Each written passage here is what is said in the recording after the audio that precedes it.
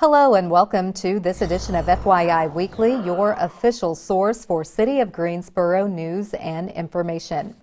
The city's Water Resources Department is inspecting sewer lines in the Lawndale Drive area through Saturday, May 15th. Crews are using closed-circuit TV technology. Occasional lane closures will take place each day from 9 a.m. to 4 p.m. along Lawndale Drive from Cary Drive to Independence Road. The work is also happening along West Cone Boulevard from Patriot Court to Elkhart Drive. Signs and traffic cones will be in place. Motorists are encouraged to use alternate routes to avoid the area. Dates and times may change due to the weather or last-minute changes in the work schedule. Guilford Works is hosting a virtual career exploration event entitled Making It Here as a nod to advanced manufacturing. The activities are taking place in 2 sessions from 10 a.m. to 2 p.m. and from 4 p.m. to 6 p.m. on May 12th. Young adults between the ages of 16 and 26 or a parent and guardian are invited to learn more about the advanced manufacturing career opportunities. Attendees will learn directly from employers from a wide variety of industries across Guilford County. Manufacturers will enlighten the next generation of employees about career pathways available in their specific industry and educate them about vocations they may have never before considered. Guilford Works is prepared to handle thousands of registrants. Registration confirmation and instructions on how to navigate the virtual platform will be sent to participants on the day of the event. Online registration is available. Guilford Works has aligned with nearly a dozen strategic partners offering educational opportunities and financial incentives. Participating partners include local government, education, and Job Corps, to name a few. The Making It Here event is sponsored by the city's Office of Workforce Development, commonly referred to as Guilford Works, which organizes program services and operations within Greensboro, High Point, and Guilford County.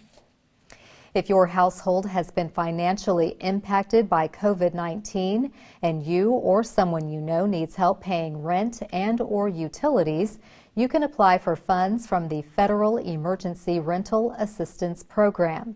The city received nearly $9 million to award qualified renters within city limits. Apply for up to 12 months combined emergency rent and/or utility payment assistance per household. Past due, current, and future rental payments will go directly to landlords, and utility companies will receive utility payments, which do not have to be repaid. Renters may apply or landlords may apply on the renter's behalf. U.S. citizenship is not required to apply. Applications are available online and can also be printed in 60 different languages. Visit the city's website for a list of documents you will need to attach to the application. The Emergency Rental Assistance Program is coordinated by the Neighborhood Development Department and administered by local partner agencies under contract. The city developed a partnership with Cone Health to share a series of brief and informative videos designed to inspire you to make better choices when it comes to healthy living. Following these tips is an easy way to help each of us improve our quality of life. Let's take a moment to check out today's News for Your Health. Are you experiencing stress due to remote learning during COVID-19? If so, you're not alone. We're going to talk about ways to manage the stress as remote learning continues during this new normal. This is a stressful time for all of us, and it is normal and appropriate for parents and for children to be experiencing the stress of COVID-19. Something that's been especially stressful is that it's put so many parents in the situation of having to juggle working from home with managing their children's remote learning. One thing that I recommend is looking for ways to establish boundaries. You could do that through establishing some semblance of a routine. It doesn't have to be a strict schedule, but just making sure that you have, regular meal times and times of day when you're definitely working and times of day when you are definitely not working. So one thing I definitely recommend is that parents try to set aside time for quality time with their kids. You know, we're around each other more now, but the quality of that time has gone down for many of us. Try to set aside time for quality times, that you're not always trying to work while they're trying to go to school in the background, but that there are also dedicated times that you spend to just enjoy each other's company. When you see your child feeling stressed, one thing that I definitely recommend is being an active listener. So rather than waiting for your child to reach out to you, reaching out to them and letting them know that this is stressful and you're here for them. If your child doesn't want to talk about it, that's okay. Go ahead and give them their space. But at least that way they know that you're there and that their stress is normal. It's not something strange or wrong about them. When your child does come to you with concerns, the first thing that I recommend is to just listen to them. As parents, it's really normal to have an urge to comfort our children and reassure them that things are okay. But in this situation especially, that could inadvertently have the effect of invalidating their feelings. After you've listened to their concerns, see if there's something that they can do today that might make them feel a little better. We can't make the pandemic go away, but maybe there's some small thing that they can control in their life right now that might bring them some sense of relief. While a certain amount of stress is normal and even appropriate, there are some symptoms that may be a sign that you could benefit from further treatment. Among adults and children, these can include difficulties with sleep, changes in appetite that cause an impact on weight, either weight gain or weight loss, loss of interest in activities you or your child used to enjoy, difficulty focusing or paying attention, more frequent bouts of tearfulness, or even increased irritability. You may also experience excessive worry and difficulty relaxing, or a lack of energy and persistent feelings of fatigue. While children may also demonstrate all of those symptoms, they may also have unique symptoms of anxiety and depression. These can include fluctuations in grades. So for example, if you notice your child struggling with a subject that used to be easy for them, many children will manifest symptoms of anxiety and depression physically. So your child may complain of stomach troubles and not really be able to identify the cause. If your child is having difficulty focusing or avoiding activities that they used to like, that could be due to anxiety or depression related to the COVID-19 pandemic. If you or your child are experiencing any of these symptoms, or if you would simply benefit from talking to someone, many providers are offering telehealth visits that you can attend from the safety of your own home. While this time is challenging, it's important to remember that remote learning helps slow the spread of COVID-19 and keep children and family members safe. This will not last forever. By following these steps while remembering to wash your hands regularly, wear a mask when in public, and practice social distancing, we will get through this pandemic. Females interested in firefighting will get to learn the ins and outs this summer. We'll have that story and more news coming up after the break. Stay with us.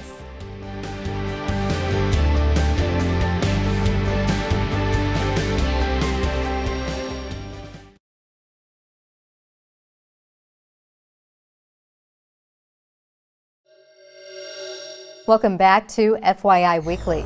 The Greensboro Fire Department once again will host Camp Spark this summer. The free 4-day camp introduces female students to the fire service in an interactive and engaging environment. The goal of Camp Spark is to instill self-confidence and encourage perseverance while stressing the importance of displaying a positive attitude, showing respect, and gaining knowledge. Campers will learn the value of leadership and teamwork while being taught the basics of firefighting from female firefighters.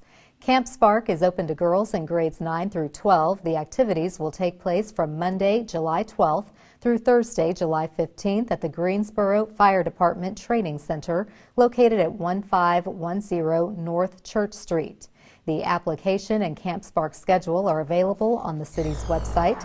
The deadline to register is Saturday, May 15th. Applications may be mailed to or dropped off at the second floor of the Fire Administration Office located at 1514 North Church Street. The City of Greensboro Morningside Scholarship in the amount of $1,979 will be granted to 5 graduates of Dudley High School. This is in honor of the memory of the 5 residents who died in the Greensboro massacre of 1979. The residents will be selected to receive the scholarship based on their commitment to move the cause of social justice and equality forward. The students' future academic goals should include a focus on discrimination, disparity, or inequity. Future career goals should contribute to the lives of others in ways that work towards the elimination of inequities or disparities. Applicants are also eligible if they establish a nonprofit business after graduating from high school that contributes to the betterment of the lives of marginalized populations. Applicants must be eligible for graduation in June 2021 and must complete the essay or video submission by Saturday, May 15th. There is no overall GPA requirement for receipt of the application. Those chosen to receive the scholarship will be notified in June. Written essay submissions should be mailed or dropped off at the city's Human Rights Department, located at 300 West Washington Street in Greensboro. Video essay submissions can be emailed to Zaina Afada. The Greensboro Parks and Recreation Department introduces painting in the park with youth programmer Miss Shelley Scott. Activities will take place from 4 p.m. to 5 p.m. every third Tuesday of the month from May to August. Classes will meet at the Hester Park Picnic Shelter number 5. Registration is available on the city's website. Children should wear clothes they don't mind getting messy. Participants are required to maintain social distance, and kids older than 5 must wear a mask when distancing is not possible. For more information about this or other children programs, contact Shelley Scott at 336-373-7757. For more socially distant or virtually safe programs and activities, visit the city's website. Say Yes Guilford is the local nonprofit dedicated to preparing students in Guilford County for education beyond high school. Coming up after the break, we'll talk about their most recent milestone and how students can take advantage of Say Yes services. Stay with us.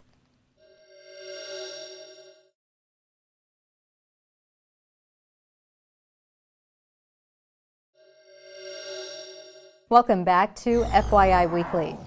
Say Yes Guilford is celebrating its 6th year helping students in Guilford County to realize their dreams of college. The scholarship application deadline is fast approaching. Joining me now to talk about how to take advantage of the Say Yes Guilford resources is Warshay Downing. He is the Senior Director of Data and Post-Secondary Success for Say Yes Guilford. Hello, Warshay. Welcome back. Hello, and thank you for having us. Thank you. Always good to see you. I know you're excited to give us updates, and we always love to hear what Say Yes is up to.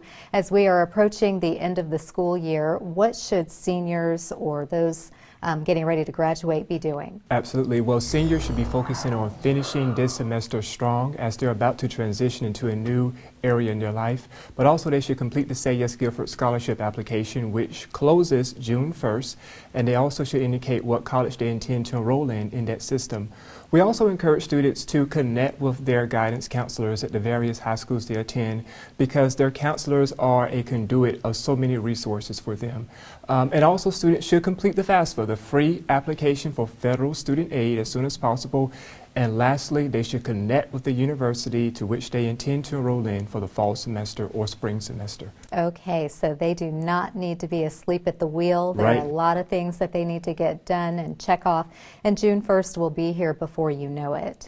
Now, how has remote learning affected the way the Say Yes team is able to reach students? Oh my, we've had an even greater impact than ever before during this 2020-2021 school year. We've reached so many students via our webinar series and our Zoom, so on and so forth. So that impact has been even greatly amplified because of COVID, actually. And we have, of course, our post-secondary initiatives, but we also have our support services for our K-8 students who are in our tutoring programs. That has been a significant impact on our students across the school district.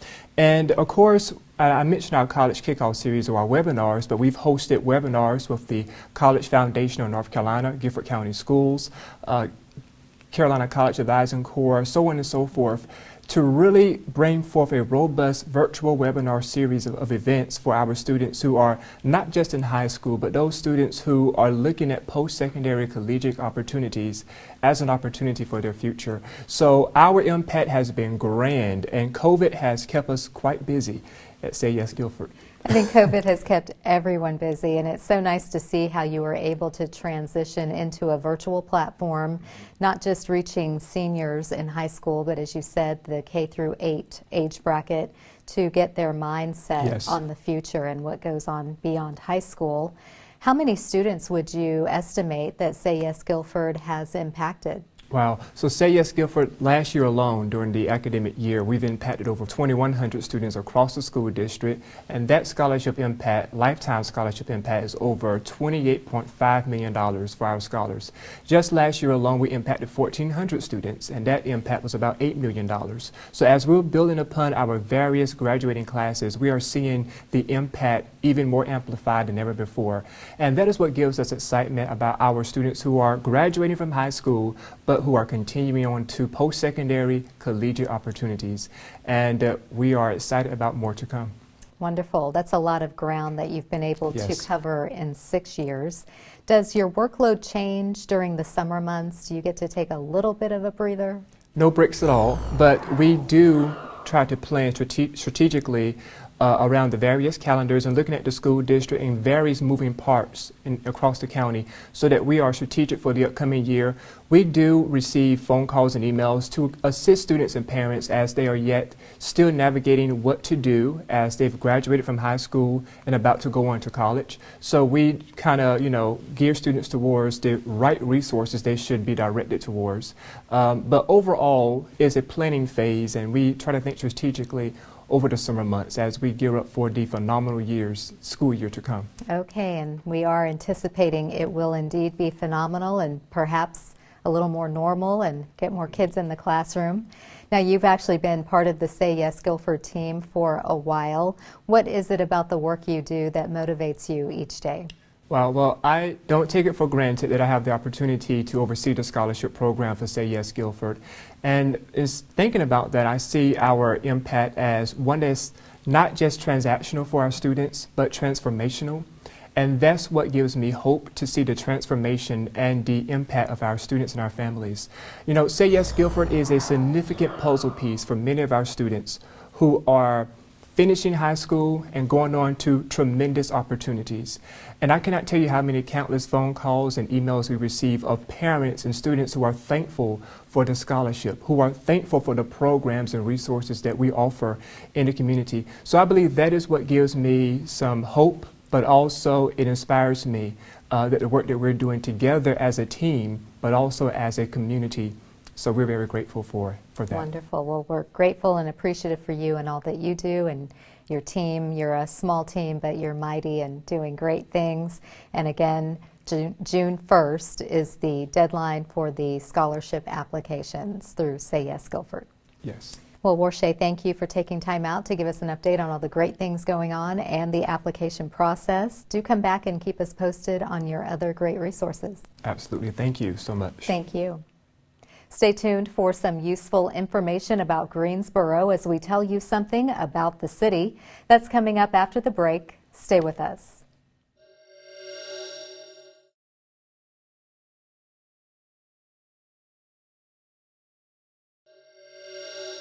Welcome back to FYI Weekly. One way to stay informed about decisions that impact our city is by attending or tuning in to City Council meetings at 5:30 p.m. on the first and third Tuesday of the month. The fourth Tuesday is reserved for a meeting as needed. The City Council is holding hybrid meetings where they assemble in the council chambers, but the public participates virtually if they want to address the council. The Greensboro City Council meetings are broadcast right here on GTN. The meetings are also streamed live on the city's website and on Roku. The City Council meets on level 2 of the Melvin Municipal Office Building located at 300 West Washington Street. To review the council meeting schedule and agendas, please visit the city's website.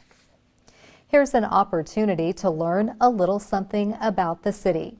A community-based campaign raising funds to upgrade 2 Greensboro Park locations has secured a $25,000 donation from the Crescent Rotary Club Foundation to provide a new playground at Heath Park.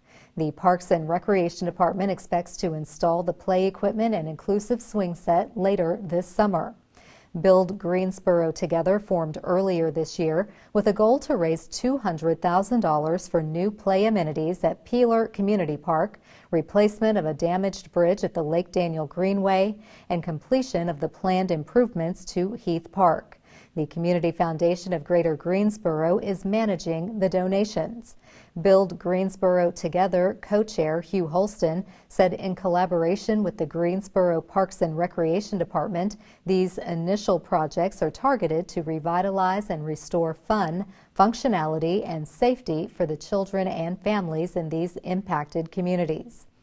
Heath Park is located at 3809 Holtz Chapel Road. For more information about Build Greensboro Together or how to support the campaign, visit the group's website. Coming up after the break, we'll showcase our department spotlight, but first we have an important message about COVID-19.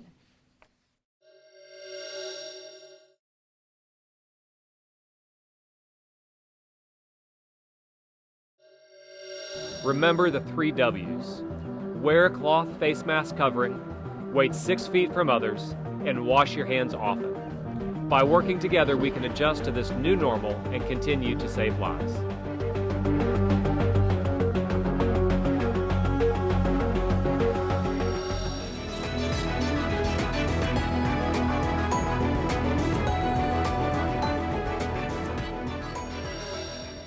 Welcome back.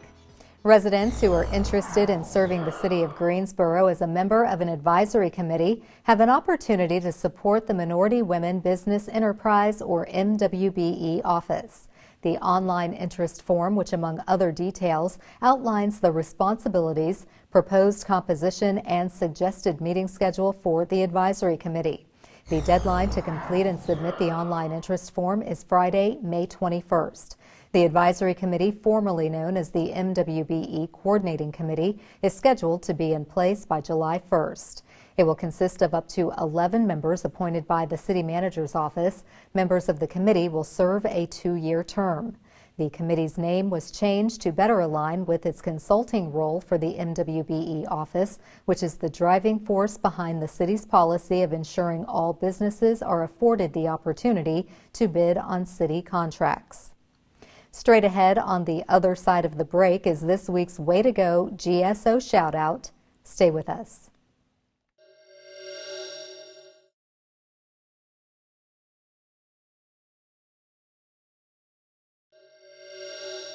As we draw to a close, we always want to end on a positive note with our Way to Go GSO shout-out.